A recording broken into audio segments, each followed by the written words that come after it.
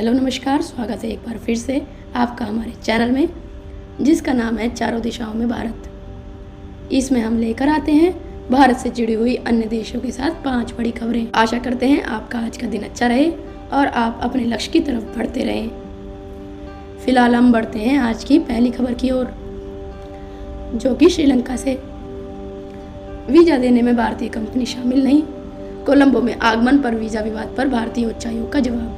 बता दें कि श्रीलंका स्थित भारतीय उच्चायोग ने श्रीलंका की मीडिया रिपोर्ट्स में किए जा रहे दावों का खंडन किया है। दरअसल मीडिया रिपोर्ट्स में बताया जा रहा था कि बंडारनायके अंतर्राष्ट्रीय हवाई अड्डे BIA पर वीजा देने में गड़बड़ी के लिए एक भारतीय कंपनी को दोषी ठहराया गया। इसके बाद श्रीलंकाई अधिकारियों ने भी दावा किया कि कथित घटना के बाद भारतीय कंपनी ने हवाई अड्डे पर आगमन पर वीजा ऑन अराइवल काउंटरों को वापस ले लिया है। अब इस मामले में भारतीय उच्चायोग का कहना है कोलंबो हवाई अड्डे पर वीजा ऑन अराइवल प्रदान करने में कोई भी भारतीय कंपनी शामिल नहीं है। भारतीय उच्चायोग ने कहा कि हमने कोलंबो हवाई अड्डे में भारतीय कंपनियों द्वारा वीजा जारी करने का काम अपने हाथों में लेने के संबंध में सोशल मीडिया समेत अन्य रिपोर्टें और टिप्पणियां देखी हैं। इन रिपोर्ट्स में बताई गई कंपनियां न तो भारतीय हैं और न ही इनका भारत से कोई संबंध है। आगे कहा गया है कि उन कंपनियों का मुख्यालय कहीं और है। बयान में कहा गया है कि इस बारे में भारत का नाम लेना ठीक नहीं है। श्रीलंकाई अधिकारियों ने किया था यह दावा। बुधवार को श्रीलंका के आव्रजन अधिकारियों ने दावा किया था कि उन्होंने कोलंबो अंतर्राष्ट्रीय हवाई अड्डे पर वीजा ऑन अराइवल काउंटरों का नियंत्रण वापस ले लिया है। अधिकारियों ने कहा कि भारतीय कंपनी के चले जाने के बाद उन्होंने काउंटर्स का परिचालन अपने हाथ में ले लिया। एक वरिष्ठ अधिकारी ने कहा कि भारतीय कंपनियां काउंटर्स का सुचारू संचालन करने में असमर्थ थी, जिस वजह से आगमन पर यात्रियों को गुस्सा आया। दूसरी खबर मालदीव से। मालदीव इंडिया। भारतीय राजदूत ने मालदीव के व्यापार मंत्री से की मुलाकात, आर्थिक सहयोग पर हुई चर्चा। बता दें कि मालदीव में भारत के राजदूत मनु महावर ने मालदीव के आर्थिक विकास और व्यापार मंत्री मोहम्मद सईद के साथ मुलाकात की। दोनों नेताओं ने व्यापार और आर्थिक सहयोग के संभावित क्षेत्रों पर चर्चा की। मालदीव के आर्थिक विकास और व्यापार मंत्रालय ने एक्स पर इस बैठक के बारे में जानकारी दी है। मंत्रालय का पोस्ट का जवाब देते हुए उच्चायोग ने जुड़ाव जारी रखने की नई दिल्ली की इच्छा व्यक्त की। भारतीय उच्चायोग ने एक्स पर पोस्ट करते हुए कहा कि हम भारत मालदीव आर्थिक सहयोग को और बढ़ाने के लिए मंत्रालय के साथ निरंतर जुड़ाव की आशा करते हैं। मालदीव के राष्ट्रपति मोहम्मद मुइज्जू के पदभार संभालने के बाद से दोनों देशों के बीच संबंध तनावपूर्ण रहे हैं। उनके सत्ता संभालने के बाद यह पहली बैठक है। उन तनाव के बावजूद भारत ने अपना नरम कूटनीतिक रुख बरकरार रखा। बढ़ते हैं तीसरी खबर की ओर। भारत चीन तनाव का फायदा उठाने चला था नेपाल, बुरा फंसा, अब विदेशी निवेश को तरस रहा।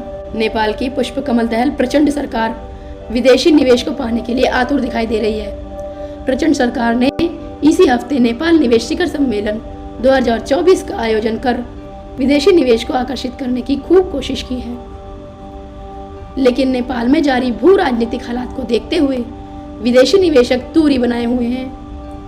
नेपाल इन दिनों भारत और चीन के बीच खींचातानी का अड्डा बना हुआ है। चीन नेपाल के पूर्व मुख्यमंत्री KP शर्मा ओली की सहायता से प्रचंड सरकार पर दबाव बनाए हुए है। वहीं भारत नहीं चाहता कि किसी भी कीमत पर नेपाल में चीन का प्रभाव बढ़े। इन सब के बीच नेपाल की आर्थिक प्रगति दांव पर लगी हुई है। चौथी खबर US से। प्रवासियों की बात करते करते चीन से भारत जापान की तुलना करने लगे राष्ट्रपति बाइडन। दे दिया अटपटा बयान।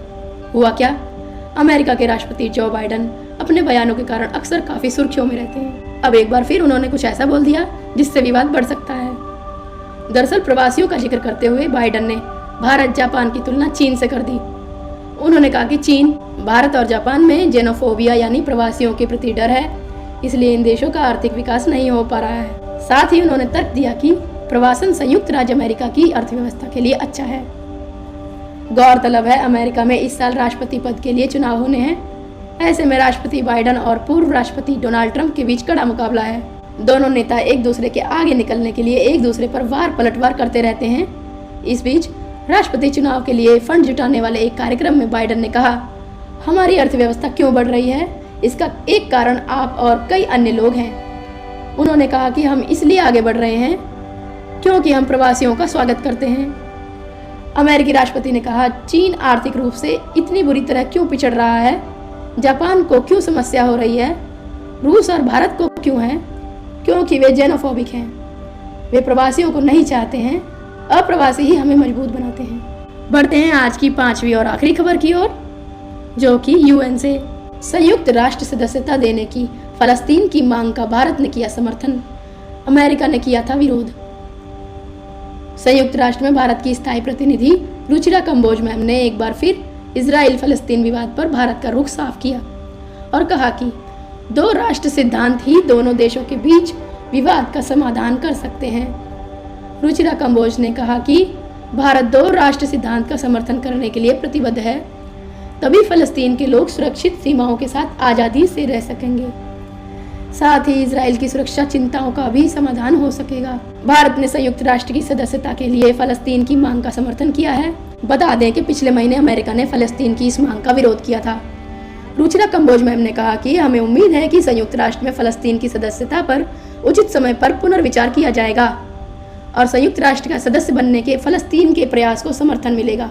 गौरतलब है कि साल 1974 में फलस्तीन मुक्ति संगठन को फलस्तीन के लोगों के एकमात्र और वैध प्रतिनिधि के रूप में मान्यता देने वाला भारत पहला गैर अरब देश था।